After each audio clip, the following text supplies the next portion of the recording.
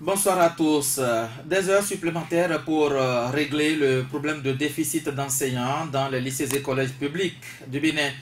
Depuis le début de cette année scolaire 2019-2020, nombreuses sont les classes qui n'ont pas encore d'enseignants dans plusieurs matières, surtout les mathématiques et le français.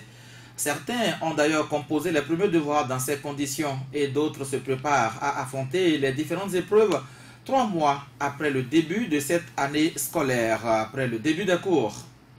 Les chefs d'établissement de leur côté ont été instruits pour donner des heures supplémentaires à tous les enseignants, quelle que soit la catégorie, agents de l'État, contractuels ou encore aspirants.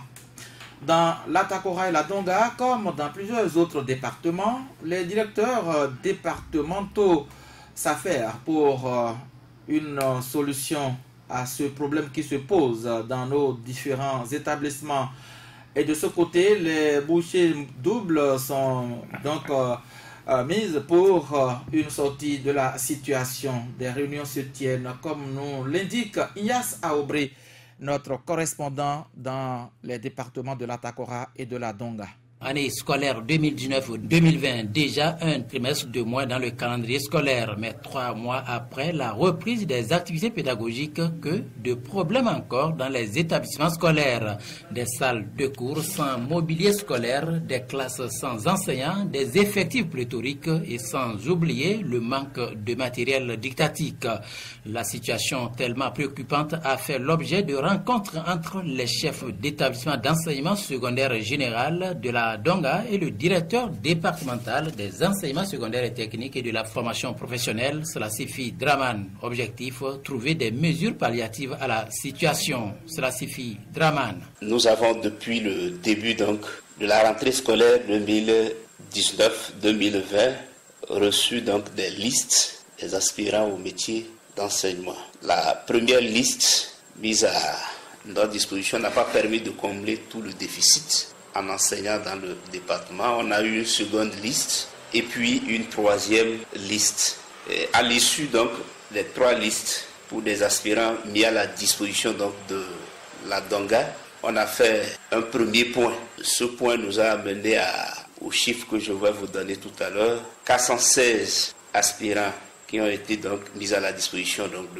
du département de la Donga. 358 ont réellement pris service. Donc il y a eu 58 aspirants qui ont démissionné. Ce qui porte le taux de couverture par discipline comme suit. Actuellement en français, nous avons encore un manquant donc de 430 heures. Dans les autres disciplines, le besoin est totalement comblé, excepté donc l'EPS, éducation physique et sportive, où nous sommes à environ 1168 heures à combler. Pour le directeur départemental, des efforts se font pour la résolution de cette situation. Le gouvernement a sorti une note et qui demande aux enseignants dans les disciplines où le manque est très prononcé de prendre donc des heures supplémentaires à hauteur de 9 heures. Et la priorité est d'abord donnée aux enseignants en situation donc de classe. C'est quand dans l'établissement, ceux qui sont en situation de classe n'arrivent pas à combler donc ce déficit après avoir pris 9 heures supplémentaires qu'on demande aux administratifs qui ont un diplôme dans cette discipline de prendre encore donc 9 heures. Et c'est ce que nous sommes en train de faire. Donc d'ici une semaine, avec la mobilisation, donc la réunion que nous venons donc de tenir, on a besoin de plus une quarantaine donc d'enseignants pour leur octroyer les 9 heures. Et dans une semaine, je pense que nous n'allons plus parler donc d'heures non couvertes en français. L'EPS, nous sommes en train donc de chercher d'autres solutions.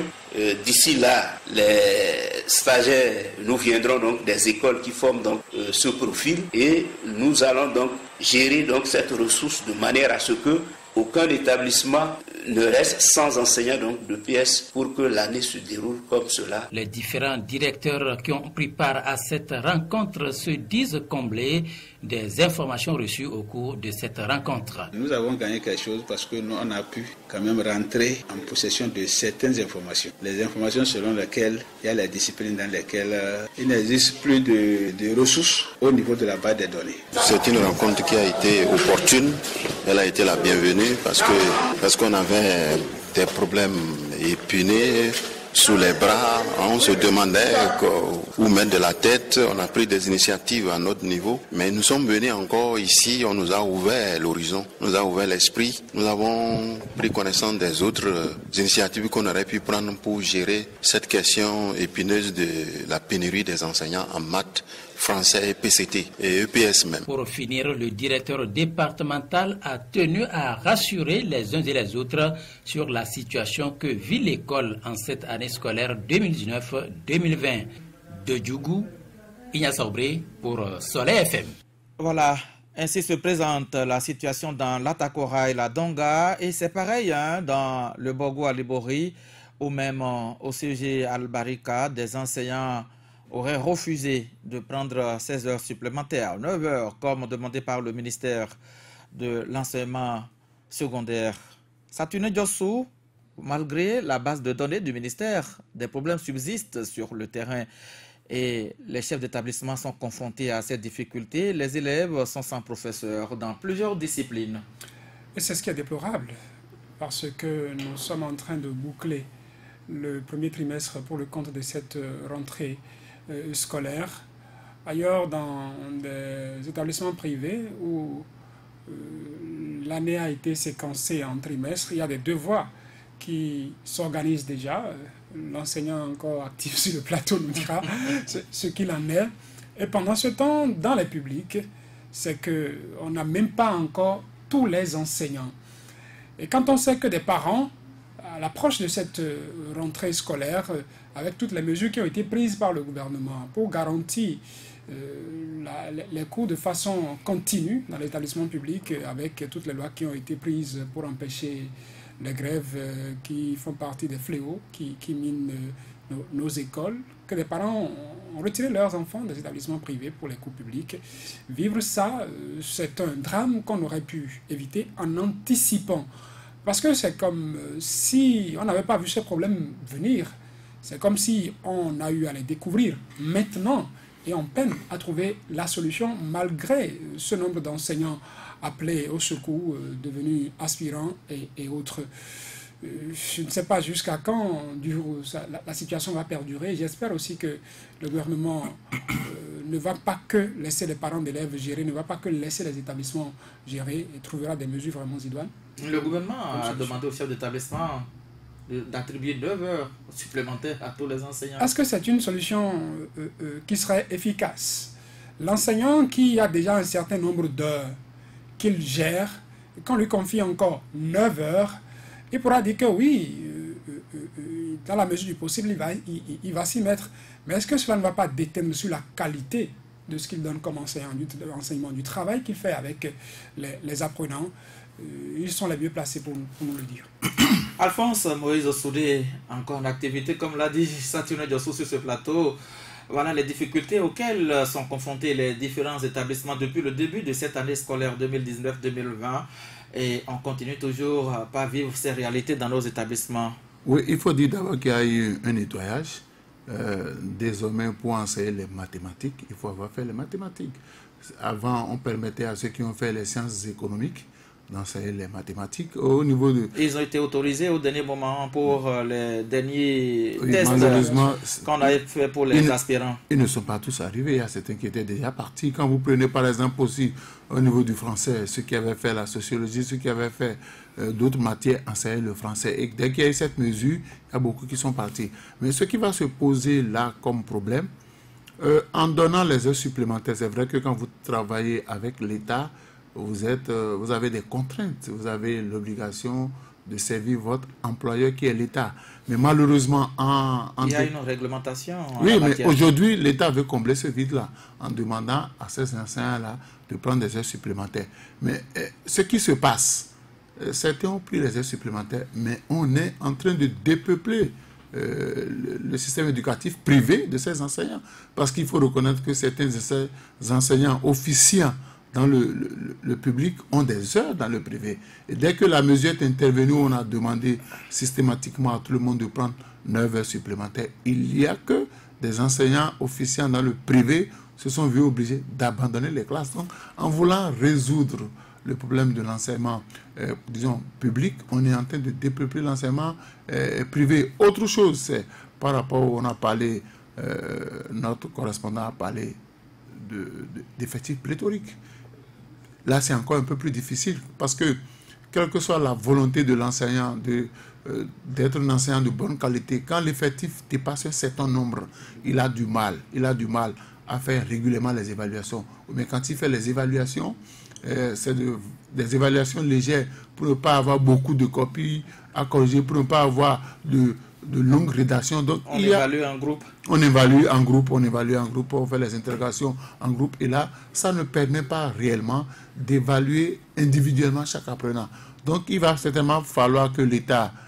ce n'est pas évident qu'on règle de sitôt ce problème-là, parce qu'on a parlé des enseignants de PS, on a parlé des enseignants de PCT, on a parlé des enseignants de mathématiques et les enseignants de français. C'est un peu difficile. Ce n'est pas seulement, je crois savoir que quelque part ici dans l'UEME, dans un certain nombre de collèges publics, il y a des classes qui n'ont pas encore eu.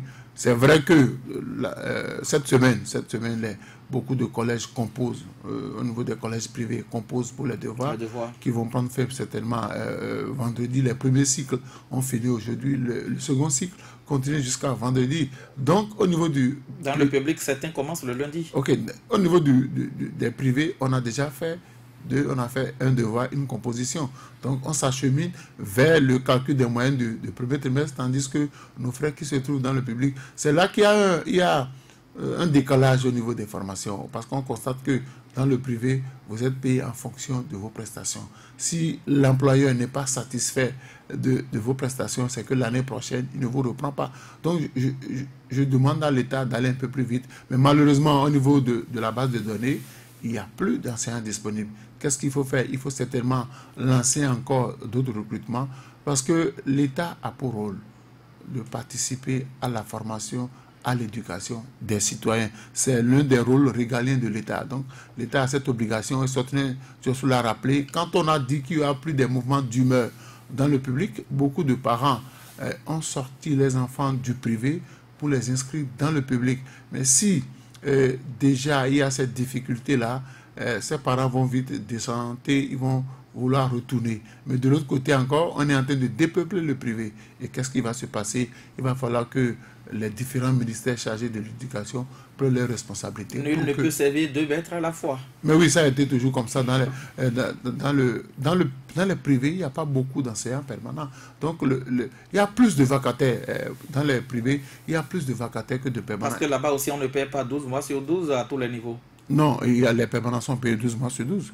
C'est les vacataires qui sont les plus nombreux. Ils sont les plus nombreux, ils ne sont pas payés pendant les vacances, mais les permanents sont payés 12 mois sur 12. Vigile avancé, on pensait à un problème de régler lorsqu'on a fini avec les mouvements de grève dans les écoles. Mais aujourd'hui, le problème qui se pose et qui est plus crucial que cette affaire de grève, c'est le manque d'enseignants. Une chose est d'aller à l'école, l'autre est d'avoir un enseignant en classe et que les élèves ne soient pas abandonnés à eux-mêmes. Disons, on ne peut pas reprocher au gouvernement de vouloir, n'est-ce pas, doter le système éducatif d'enseignants performants qui puissent apporter le résultat, puissent changer avec ce qu'on observait. Seulement, voilà, cette réforme, et on pouvait en douter, on pouvait douter de cela, mais désormais, ça se voit que c'est une réforme mal pensée. En tout cas, il a eu comme de la précipitation. De l'arithmétique simple. Est-ce que les enseignants tels qu'on les connaissait, c'est-à-dire ceux qui n'ont pas le profil de ce qu'ils ont étudié à l'université, qui lettres modernes enseignant le français, qui mathématiques enseignant les mathématiques, est-ce qu'on laissait ces profils-là sur le carreau et on prenait plutôt des sociologues pour enseigner le français, des juristes pour enseigner le français, ceux qui ont fait les sciences économiques pour enseigner les mathématiques? Ce n'était pas cela. On employait tout ce monde et malgré ça, il y avait du vide. Justement parce qu'il avait une pénurie sur le terrain. Et donc, ce n'était pas réaliste de penser qu'il fallait balayer tous ceux-là qui n'ont pas le profil directement. L'idéal aurait été cela, c'est vrai. L'idéal aurait été cela et qu'on puisse attendre beaucoup plus de ces enseignants-là, puisqu'ils ont des profils adéquats désormais. Mais réalisme pour réalisme, on n'en a pas assez sur le terrain. Et ce n'est pas surprenant qu'on nous dise aujourd'hui que les bases de données sont vides. On ne va pas non plus aller à l'université tout de suite, aller cueillir des gens pour venir enseigner. Ils sont combien à l'université d'ailleurs? Il y a combien qui sortiront l'année prochaine par exemple, qui seront prêts? Il y a combien dans les écoles professionnelles? Il y a combien qui embrassent les mathématiques à l'université? Exactement. Donc il y a un problème, je crois que on s'est trop précipité. Il y a eu trop de précipitation. Et heureusement, je vais dire, on avoue quand même les choses aujourd'hui en faisant l'option de surcharger ces enseignants-là. Et en déplaçant alors le problème. Parce que n'oubliez pas, vous l'avez dit, les effectifs sont déjà pléthoriques. Toujours, je vais dire, pas la faute de cette réforme-là où on a supprimé, on a combiné des classes et tout le reste. Et ces enseignants-là sont désormais surchargés. Du coup, ils ont deux problèmes. Le problème d'effectifs, beaucoup de copies à corriger. Alors que vous avez un certain nombre d'interrogations à faire. Et ils ont plus à se déployer, plus de débauche d'énergie. Et donc, finalement, même la qualité perd de sa qualité. Il n'a plus le résultat, la performance qu'on attendait. Et on aura perdu sur tout le fond. On aura perdu sur tout le fond. Et ce n'est pas tout. Il y a comme un désenchantement, il y a beaucoup d'enseignants qui regrettent désormais d'enseigner et qui vous disent que si ça va être cela, si ça va continuer, ben, ils préfèrent abandonner. Et il y en a qui ont abandonné, effectivement. Ce n'est pas parce que vous avez une licence en enseignement de mathématiques combien vous cherchez, vous n'êtes pas obligé d'enseigner. Quand bien même vous aurez le diplôme, vous dites que vous ne voulez pas enseigner, il n'a rien pour vous contraindre, sauf si ça change, s'il y a une loi demain qui le dit. On aurait quand même pu viser l'avancée, faire avec ces personnes qui n'ont pas fait l'enseignement. Le pire, c'est l'année prochaine. L'année prochaine, on aura eu le temps de mieux penser les réformes en ce moment-là. Je vous dis qu'on ne va pas réinventer des enseignants non plus. Si le produit n'existe pas, c'est que ça n'existe pas. Et si, à ce rythme-là, ceux-là qui sont enseignants aujourd'hui, qui sont dans le système, il y en a qui risquent d'abandonner également. D'abandonner, donc, on ne résout pas le problème. Ou alors, certains n'ayant pas d'autres alternatives, ils restent quand même. Mais vous savez que le moral compte également dans l'enseignement. Quels résultats ils vont donner? Le moral compte également dans l'enseignement. La psychologie, ça compte. Ils vont, disons, donner le minimum juste pour pouvoir passer, pour ne pas être sanctionné. Tu sais également... Acte de présence.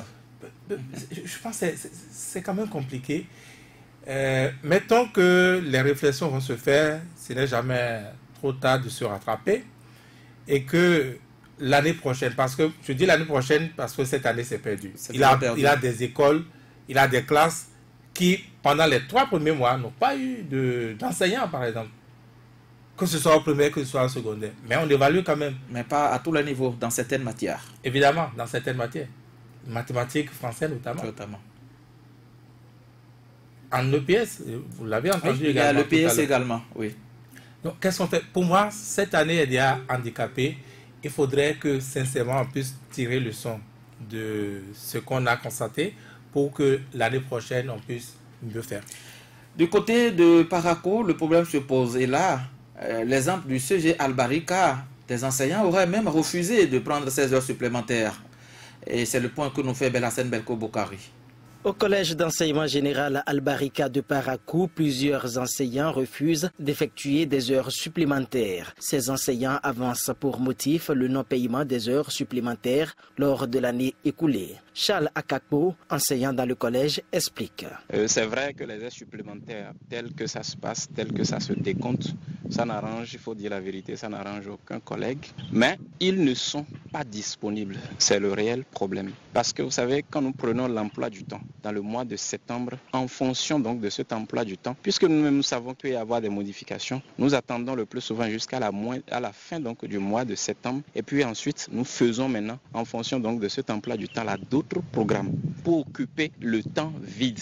Et donc du coup, si aujourd'hui mon emploi du temps est pratiquement saturé, on me demande de prendre des heures supplémentaires, ce n'est pas que je refuse, mais c'est que je ne suis pas disponible. Et les collègues dans l'ensemble, ils sont conscients donc du problème qui est posé. C'est le problème de manque d'enseignants, où les enfants, je ne sais pas, des enfants qui depuis 2 mois environ, ou 1 mois et demi, n'ont pas encore connu dans certaines matières leur professeur. Ça veut dire que c'est un problème qui se pose et les collègues, ils savent. Les heures supplémentaires à la fin de l'année, telles que c'est décompté, ça énerve plusieurs collègues. Et donc l'autorité a compris et a pris donc la décision cette année, au lieu donc de décompter ces heures-là à la fin de l'année, l'autorité a décidé de les décompter chaque trimestre. Charles Akakpo, enseignant au collège d'enseignement général Albarika de Parakou, lance par ailleurs l'appel que voici. Simplement, je voudrais demander à nos autorités de comprendre que c'est dans la négociation et dans la discussion, dans la compréhension les uns aux autres que nous pouvons véritablement trouver les meilleures solutions. Sinon, je pense, à mon avis, que si on force un enseignant à prendre une place sans aucune motivation, sans aucune volonté, il ne fera rien de bon. Donc j'aurais souhaité qu'on n'en arrive pas à ce niveau-là. Tel que ça se passait depuis avec les négociations, c'est-à-dire que ça continue de la même sorte parce que les solutions sont déjà proches. Donc il ne faut pas contre les règles du jeu pour encore ramener le jeu à zéro. Voilà, Saturnin Diosso, le problème se pose du nord au sud, de l'est à l'ouest, beaucoup plus dans la partie septentrionale de notre pays. Des vides se notent au niveau des collèges et plus au sud, on note un nombre croissant d'enseignants, surtout les aspirants qu'on a envoyés dans les collèges qui n'ont pas eu d'emploi du temps et qui sont là à se reposer, désormais embarqués vers la partie septentrionale de notre pays, peut-être pas pour combler tout le vide, mais aujourd'hui, eux aussi, ils posent un autre problème. 3 mois après, n'ont pas encore leur salaire. Non, je trouve que procéder d'une manière ou d'une autre, on ne peut pas ne pas casser des œufs, comme on le dirait, parce que le gouvernement se retrouve là à vouloir faire des omelettes. Il faut être patriote. Il a parlé du temps vide. Un temps vide, consacrez ce temps au service de votre nation. Cela, c'est pour ces enseignants qui sont contractuels ou agents permanents d'État, qui sont déjà là et qui tiennent compte d'un emploi du temps qu'on leur a déjà fourni.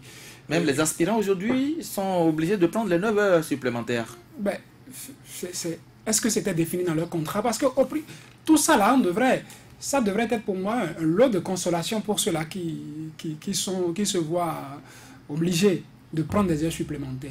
Il doit y avoir une mesure d'accompagnement pour les motiver à accepter ces heures supplémentaires. Il ne faudrait pas qu'on le leur impose. Quand on va chercher à leur imposer ces heures supplémentaires, il y a un problème qui va se poser.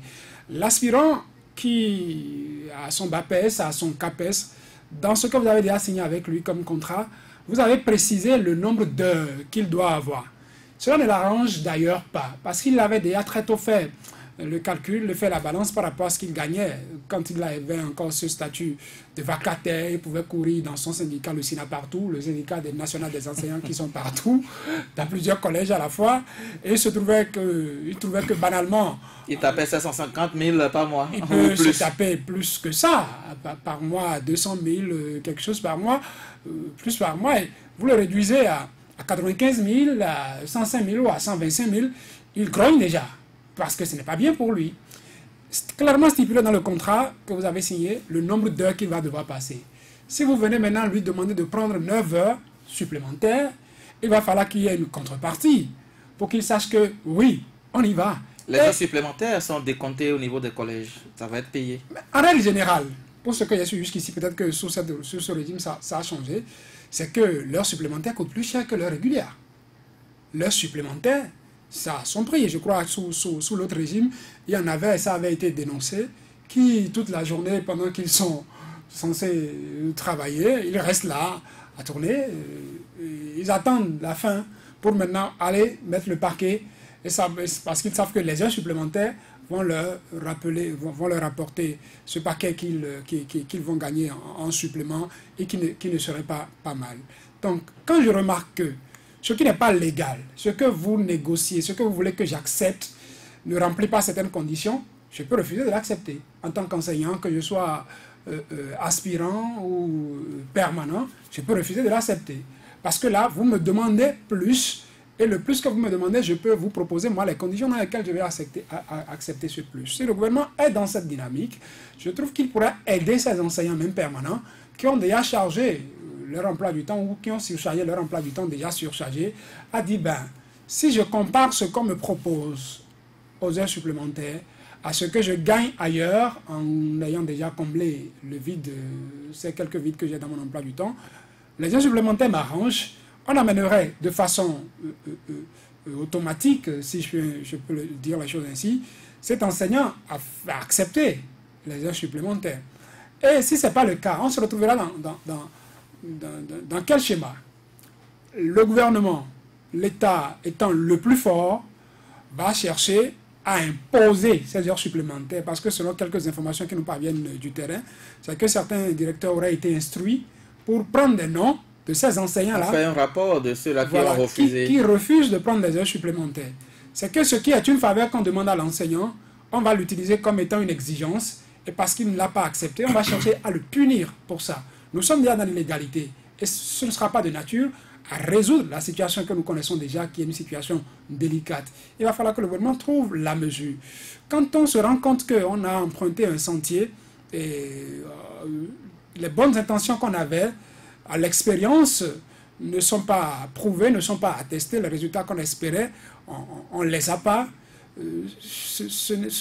Il est recommandé que, humblement, qu'on reconnaisse. Qu'on fasse un pas en arrière. Qu'on fasse demi-tour. Ou qu'on appelle les gens pour trouver des solutions qui nous feraient avancer. Si on reste dans la posture de l'autorité qui, même si elle se trompe, va jusqu'au bout, dans la logique de l'erreur, va jusqu'au bout dans l'erreur, on fera plus de dégâts que ce qui est déjà là actuellement. Et comme je le disais tout à l'heure, j'espère qu'on n'arriverait pas là, parce qu'on peut en fin d'année chercher à sauver l'image en disant oui, nous savons ce que l'année a été, les enseignants dans telle classe on n'a pas eu, ou dans telles écoles on n'a pas eu tels enseignants. Normal. D'ailleurs, ramenons les épreuves qu'on va proposer aux apprenants à la hauteur de ce qu'on leur aurait donné comme enseignement. Aux examens, en fonction de ce que les enfants ont eu, proposons-leur des épreuves. Mais quand ces apprenants obtiendront ce diplôme et sortiront du cursus scolaire sur le terrain, on ne va pas dire, bon, quand moi j'étais en train d'enseigner, et quand j'allais à l'examen, je n'avais pas connu tel enseignant, et en fonction de ça, on va tenir compte des compétences, de la compétence de ceux-là qui sortiront de nos écoles. Donc, sachant que, au-delà des résultats qu'on pourra sauver en fin d'année pour sauver le bilan d'un régime, pour sauver le bilan politique, il y a la réalité qui est là, il y a l'avenir de ces enfants-là que nous allons livrer sur le terrain, et sur le terrain, ça ne va pas mentir. Si tu ne connais pas, c'est que tu ne connais pas. Si tu as un faible niveau, tu as un niveau minable, c'est que tu as un niveau minable, tu n'es pas compétitif. Et c'est ce que nous allons laisser comme héritage à ce pays. Alphonse Moïse Souré, dans les conditions actuelles, les enfants continuent de ne pas avoir les professeurs qui se plaignent de ne pas être également payés, mais pour quel résultat? Si on les oblige aujourd'hui à avoir les 9 heures supplémentaires avec les effectifs pléthoriques, on va atteindre le résultat escompté. Vous savez, moi, je suis un peu produit de l'enseignement public, j'ai fait l'enseignement public, j'ai fait un collège où il est arrivé des moments, nous avons connu des effectifs pléthoriques, il y avait des moments où même parfois certains professeurs n'étaient pas au cours, mais nous avons géré, mais ça a été difficile, parce que quand vous vous trouvez confronté, vous devez compétir avec nos amis qui venaient du privé, il y avait problème, parce que les effectifs étaient tellement pléthoriques que l'enseignant n'a pas le temps de suivre les enfants. C'est vrai que ce problème de calcul des heures supplémentaires ne se pose pas que dans le public, ça se pose aussi dans le privé. Surtout que c'est quand vous finissez d'accomplir ces heures qu'on fait le calcul. Non, dans le privé, ça se paie de façon mensuelle. Mais le mode de calcul des heures supplémentaires fait que même dans le privé, il y a des collègues qui refusent de prendre les heures supplémentaires. On ne peut pas vous contraindre à prendre les heures supplémentaires. Et l'enseignant vigile a rappelé, l'enseignant, s'il n'a pas le moral, s'il ne se retrouve pas dans de bonnes conditions et que vous l'obligez à agir comme sa volonté, il va former les apprenants au rabais. Et quand ça se passe comme ça, l'enfant, quand il sort du système scolaire, qui se trouve en face d'autres élèves, il se sent un peu lésé. C'est vrai que à l'examen pour proposer les sujets. On peut décider de proposer le sujet sur la première situation d'apprentissage. Il n'est pas dit que c'est forcément... on choisit. L'essentiel est que cette situation d'apprentissage soit enseignée aux enfants. Il ne faut pas évaluer les enfants en dehors de ce qu'ils ont vu. Donc le problème, ça va être... Il faut qu'on règle ça, forcément. Et ce n'est pas seulement... Si on oblige... Les gens, certains directeurs prennent la liste. Un collègue m'a dit, un collègue du public m'a dit, le directeur est là le matin, il prend la liste et il fait un rapport. Il fait un rapport quotidien à sa hiérarchie pour dire Tonton Pierre est venu en retard. Tonton Pierre est venu en retard de 15 minutes, de 10 minutes. Et on met l'enseignant sous contrainte. Ça pose d'énormes problèmes.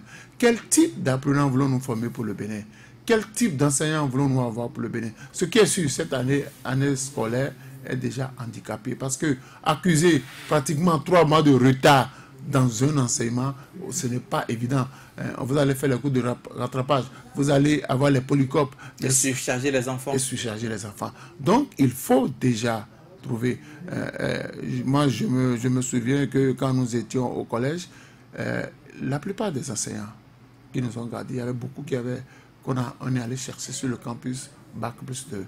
Parce que quand j'étais en année de maîtrise, j'ai retrouvé certains qui se sont inscrits en année de licence. C'est-à-dire que ceux qui m'ont gardé au collège, je les ai retrouvés en année de licence au moment où moi j'étais en année de maîtrise. Donc ils avaient, en ce temps-là, l'État s'est vu contraint d'aller chercher des étudiants sur le campus pour venir combler ce vide-là. Mais aujourd'hui, est-ce que les gens ont encore le goût d'aller enseigner?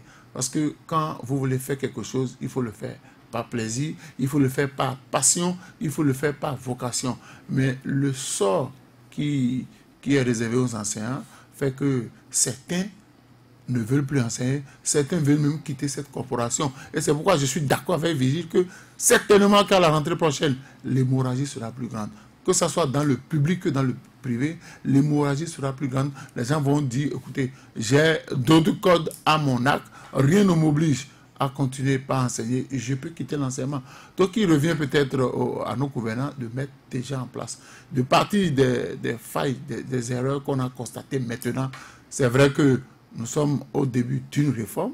On peut déjà faire une évaluation à mi-parcours pour savoir cette réforme qui a été introduite où on a dit on n'enseigne que la discipline, ceux qui l'ont appris sur le campus. On dit pour enseigner le français, il faut faire linguistique, lettres modernes. Pour enseigner mathématiques, il faut faire pure mathématiques, ainsi de suite. Il faut déjà voir, est-ce que cette mesure-là nous permet de combler tout le vide? Parce que, on l'a dit sur ce plateau, en dépit de cette dérive, on a dit sociologue enseigne le français. Il y avait déjà un déficit de plus de 12 000 enseignants. On a dit maintenant, si on... Mais il y en a aussi qui ont acquis des expériences en le faisant. Mais vous savez tout ce qui s'est passé autour. Vous savez tout ce qui s'est passé autour. Il y a, même dans les écoles en temps, on a sorti, je crois que c'est sous le ministre de l'enseignement secondaire, on a sorti les enseignants qui se retrouvaient en position administrative, on les a sortis, on les a recyclés, on les a retournés en situation de classe. Maintenant que le problème est là, une réforme peut être corrigée.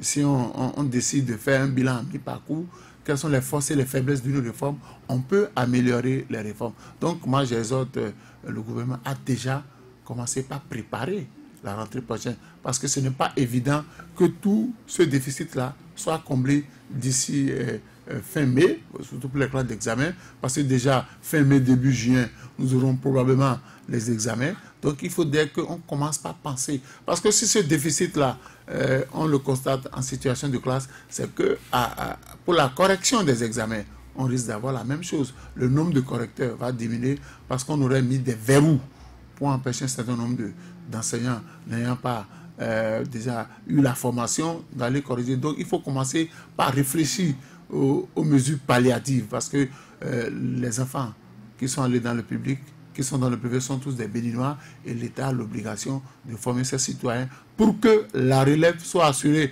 Encore qu'il y a des gens qui continuent de dénoncer l'approche par compétence. Il ne faudrait pas qu'en plus de ce qu'on reproche à l'approche par compétence, que nous puissions former des citoyens au rabais. Sur le marché de la compétition, si vous êtes formé au rabais, vous êtes écrasé, vous n'avez pas votre place dans le monde. Oui, Vigile Avancel, un problème est d'avoir le diplôme académique ou professionnel. L'autre est aussi de savoir transmettre le savoir.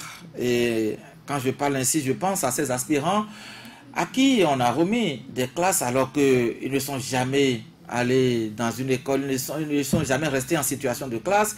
Certains ont refusé, les directeurs leur ont imposé ça. Il y en a parmi eux qui ont des classes de terminale même. Pour quel résultat en fin d'année, à côté de ce déficit d'enseignants qui se pose comme problème dans ces établissements? Non, ce n'est pas très grave selon moi. Ce n'est pas très grave parce que chacun a son premier jour.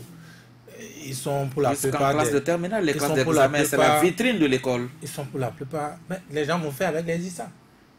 Sûrement, si on il y a un pourcentage qui est imposé au directeur à la fin de l'année, au sortir des examens.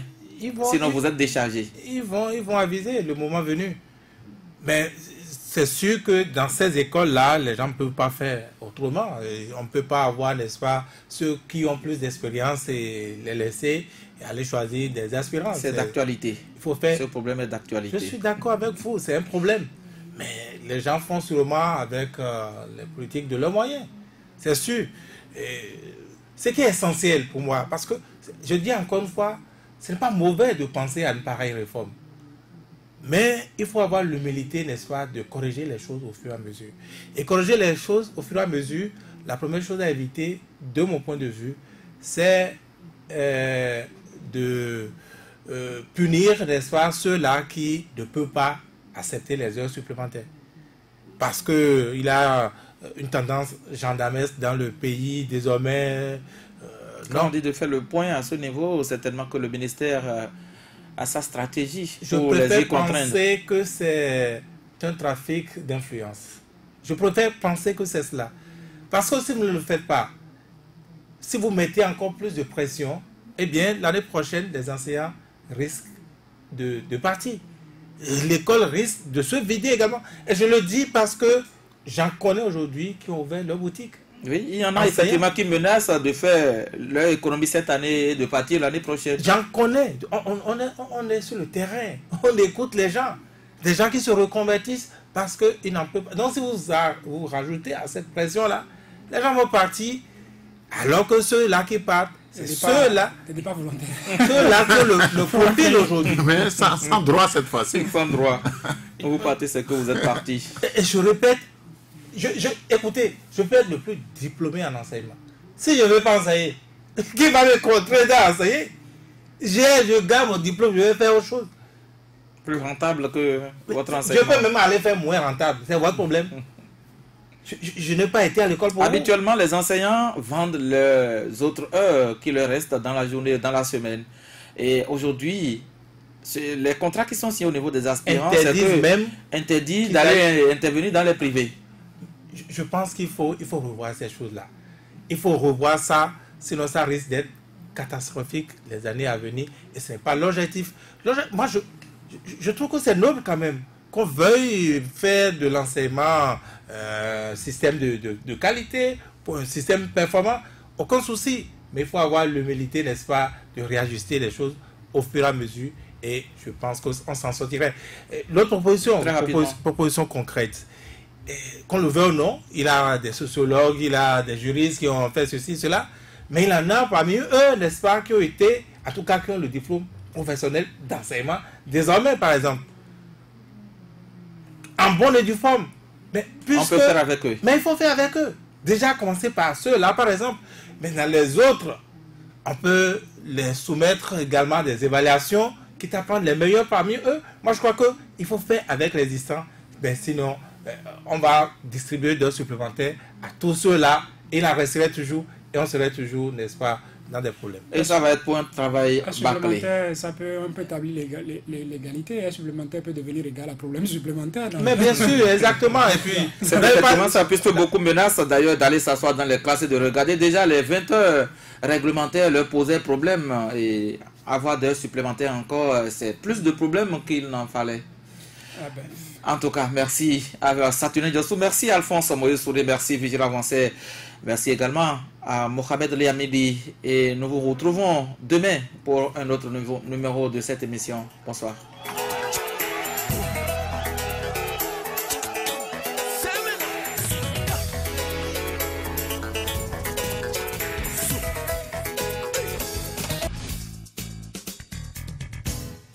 Vous avez le baccalauréat ou un niveau supérieur.